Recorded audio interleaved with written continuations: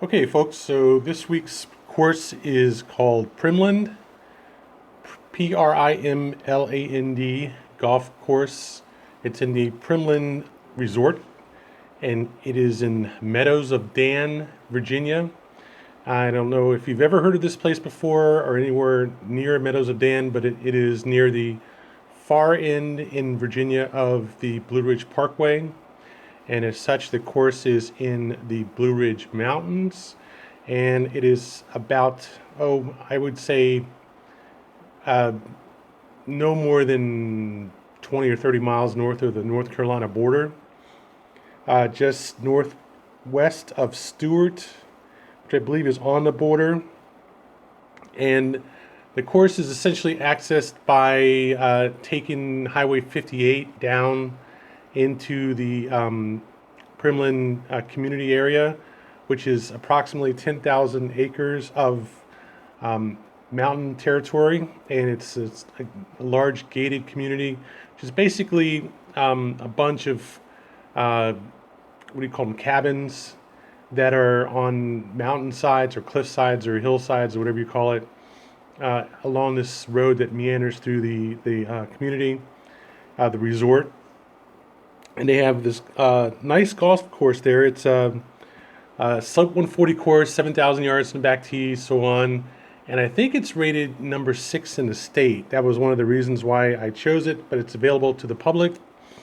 You can go to their website after, I think, April the 15th and book a tee time online there. And it's actually a very nice course. And this is an interesting course. I'm going to give you a little bit of detail about the course in a minute, but I'd like to say first that if you're ever really driven in southwestern Virginia, south of Lynchburg to Bristol down 81, or you've gone out the Blue Ridge Parkway or anything like that, the landscape is pretty familiar. It's mildly rolling hills. It's nothing like the Rockies or anything like that, but still 2,500 feet above it, sea levels is basically what you're looking at. And the whole area there is sort of a hunting, fishing, camping, boating, swimming reserve, not just the Primland Resort, but there's also several state parks in the area that are really nice to go to also. So I had just happened to stop in a hotel up there on my way up from Kentucky, roughly this time last year, and I had passed by this Meadows of Dan area a few times. I've been down there once on my bike, and another time I drove by there in my car down to North Carolina on the Blue Ridge Parkway and came back. And so this time I came back and I stopped in just south of Blacksburg and played the the Virginia Tech course there at Blacksburg. And I always wanted to play this course after that, but the weather, it turned, I think when I played Blacksburg, it was October, November, something like that, and the weather turned really cold. And the course is like many other courses, actually several other courses in the area, which are part of resorts, and they switch gears in November or so to skiing.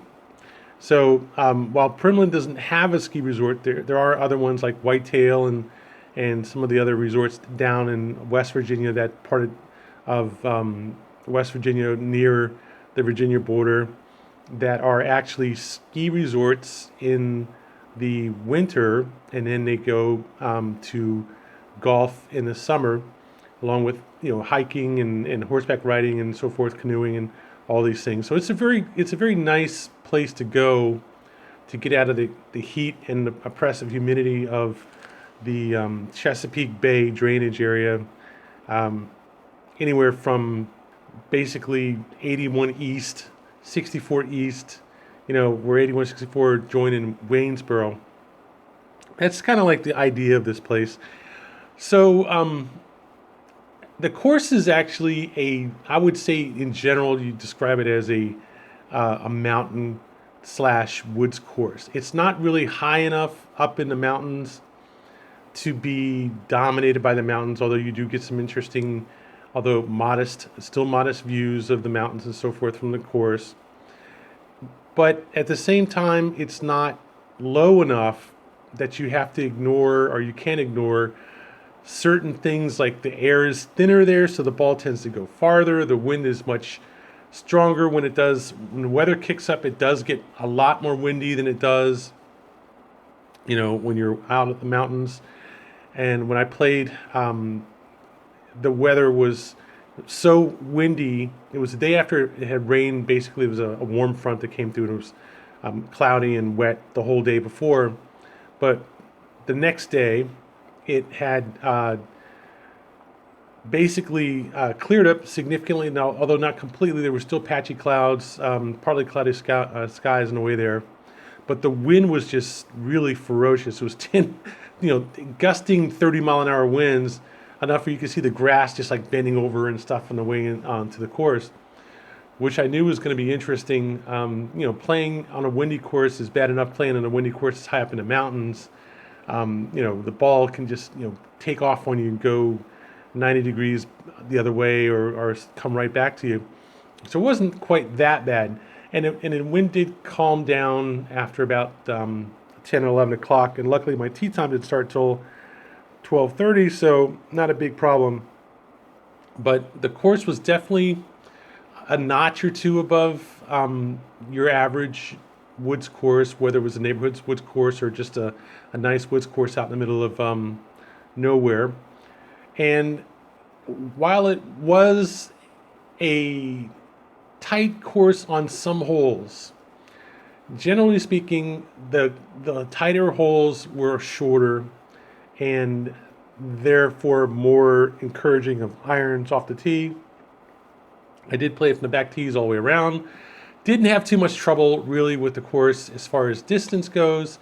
The bigger challenge was more that the more open the holes get, the more the tendency is to try to drive, farther. And I think this course does a good job of balancing the opportunities to, hit really long shots with the challenge of keeping the ball in play and on the fairway. The par threes were certainly quite decent challenges, but not too much. And then you kind of get by about the third hole after you played the opening par four, the par three, and then I believe it's another par four, which is the third hole. You do get the feeling that the course is a reasonable, manageable level of difficulty, although there are certain idiosyncrasies to it. Like number one, it does have significant drop-offs, whether you're talking about a creek that crosses the fairway or some kind of swale or something that crosses the fairway, or the sides of the greens or the backs of the greens. It does have significant drop-offs, a little bit more, noticeably more than your average woods course does. The second is that the greens were in very, very fast condition, probably among the fastest greens that I've played, certainly in the last year. I don't know if I would say ever, but they were definitely fast. And third, the greens almost always had some kind of action on them, where you couldn't see it really unless you followed your ball down the 10 or 20 feet past the pin that it rolled. I mean, you could look at it from the sides of the green, and you don't really see a lot of action. It's very subtle, but not ineffective action on the greens. And combined with the fact that even though they were recently aerated, not too long, they were aerated about the last 3 or so weeks, and the sand had been placed down and had pretty much blown off when it wasn't in the holes. The greens were in very, very good condition for having been aerated recently enough so you could still see the aeration marks. But they putted pretty much straight and true, and they were so fast. They were just, it was almost disconcerting how fast they were, because you had trouble even trying to make putts that were more than maybe 5 feet away from the pin, because the lines that you normally would take on a normal green would just cause the ball to just race right by the hole. Unless you nailed the hole in the flag, they just weren't going to stop anywhere near the hole. So that was the other problem, is when you're playing lateral pitches onto the green, again, it was not hard to get the ball to roll all the way across the green and off the sides or off the back, following some convoluted path depending on what the actual action was on the green. So it was a tricky course to play, I think, much more because the greens were very difficult to manage than it was because the tee shots were difficult, or because the sides of the fairway were difficult, because there was so much elevation on the course or anything like that. I mean, I think the scenery was nice. It was a nice change of pace, but it wasn't all that great. I mean, it wasn't like, spectacular great. It was nice. It was definitely a nice change, but it wasn't, a outrageous change. There were very few houses on the course. I think there was one tee box where there was a house or two houses right behind, I think it's number 11, and unfortunately a road that went right by the tee box, at least the back tee box, right there. The problem with that was not really repeated anywhere. There were some condos and so forth that you could see from the 18th fairway, certainly when you're looking down on the green from the top of the hill there, and some houses to the left of, I would say, the landing area off the 18th tee box, which were just to the left on the other side of the car path, but still a respectable different distance away from the course. More like away from the hole, not away from the course. There weren't a lot of holes with houses near them, but I wouldn't say that all the houses were well away from the course, like off in the distance. Quite often, the few times that I did see houses near the course, they were about 75 to 100 yards away from the course at the most. So it wasn't quite free of houses, but I would say all but 3 holes really didn't have. Certainly number 10 had some houses up to the left, unfortunately, like many 10th holes do. You see houses more near the clubhouse than farther away from the clubhouse, and number 10 on this course was really no exception, but still not right there. It wasn't like you were going to, be able to hit off the tee into someone's house, but certainly not, out of sight, out of mind. More like 50 to 75 yards away from the fairway. And then you make a left and go to the number 11th tee box, and certainly you pass by 2 or 3 houses right there. So I think within the immediate area of between the number 1 fairway and the number 10th tee box, there's a section there with some houses in that area. But other than that, it's pretty much free until you get to like the 18th. And that was really, nice. It wasn't enough housing to be a pain in the ass, except for maybe the houses that loomed over the number 11th tee box. So not completely free of houses, but not generally, mostly, yes, it was free of houses. The scenery is okay. I mean, it was nice. It was a nice change of pace, but okay. Nothing outstanding. The main thing was you get the impression after a while it's just a really nice course. And it's an interesting course to play. It's a challenging enough course to play, but it wasn't overly challenging. It was appropriately sloped at about 140 from the back tees. And it did have some pretty good tee shots and some pretty good approaches, there's no question. But nothing, nothing spectacular. So as a result, I would have to say that the course was like a good B+ course, to be honest. The fact that it didn't have a lot of houses on it, certainly had very few houses on it, might put it in the B+, A- category. The one thing I think that worked back the other way was it was $150 per round, which is a lot of money for a golf course. I don't care what golf course you're talking about. $150 for a course is a lot of money. The second thing is it's literally hours away from any major town, an hour away. Blacksburg, Christiansburg, it's at least an hour away from them. Stewart at least an hour away. The only thing it's near, there's a small town on Route 8 leading from Christiansburg to the course. Before you get to 58 even, it's on Route 8. It's called Meadows of Dan. that you passed, and you still have a half an hour drive past that to get to the gate to the development.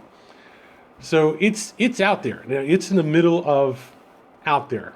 Okay, about as far out there as you can get, and still be in Virginia.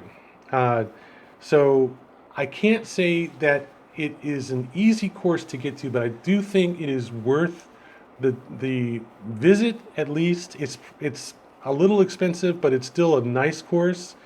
But I don't know if I would say it's the kind of course I would drive 5 hours to play. I mean, I certainly could say that there are other good courses that are along the Blue Ridge Mountains. This course was okay. I'm not sure I would play it again unless I was in the area. That's the problem. I don't think it was that great of a course. It was a nice course to play once, and at number 6 in the state, I'm like, oh, geez, it's number 6 in the state. If this is number 6 in the state, I'm really worried about what's out there for the rest of them. But what it did do was make a lot of courses like the PB course and along Route 15 and 270 look pretty humble. I mean, there's no question. This course definitely humbled a lot of courses without being a really great course. I would say it's kind of like a mellow version of Bethpage Black.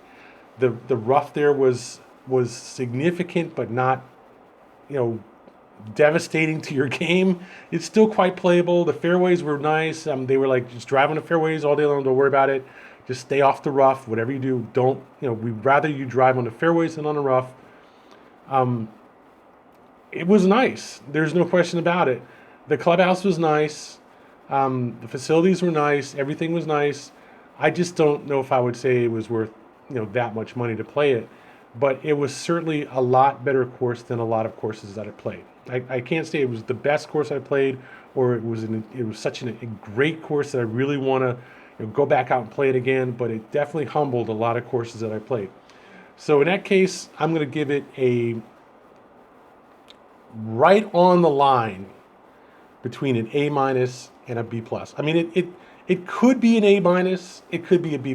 There's aspects of it that are both, that push it one way or the other. This is the first course I've ever seen. I really don't want to give it an A-. I don't want to give it a B+. That's Primland Golf Course in Meadows of Dan is the nearest town, Meadows of Dan, Virginia. And it is not a cheap course. $150 for 18 with a cart, and it's pretty much an all day kind of thing. I got on the course, started at 12:30. I didn't finish my round until 5:30. It's been a long time since I've really had a 5-hour round. It was a long round.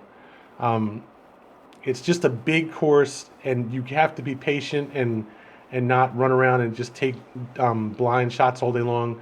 You really want to see where the ball goes, even though they have a GPS map and everything like that. It's a flat map. You don't see all the bumps and swells and ridges and so forth that are out there in a real course. You need to take your time playing this course, otherwise you're just going to waste your money. Let's put it that way. So, a decent course, a certainly a place that could be played if you were passing by, and definitely a good outing. But I'm not sure I would recommend people to go driving 5 hours down to play this course. I think there are quite a few good, decent courses between this course and DC. If you were coming north from Winston-Salem or Greensboro, or you were in the Asheville area, different story, because it would only be like 75 miles away at most. It's certainly good for where it is. There's no doubt about that. That's Primland Golf Course in Meadows of Dan, Virginia.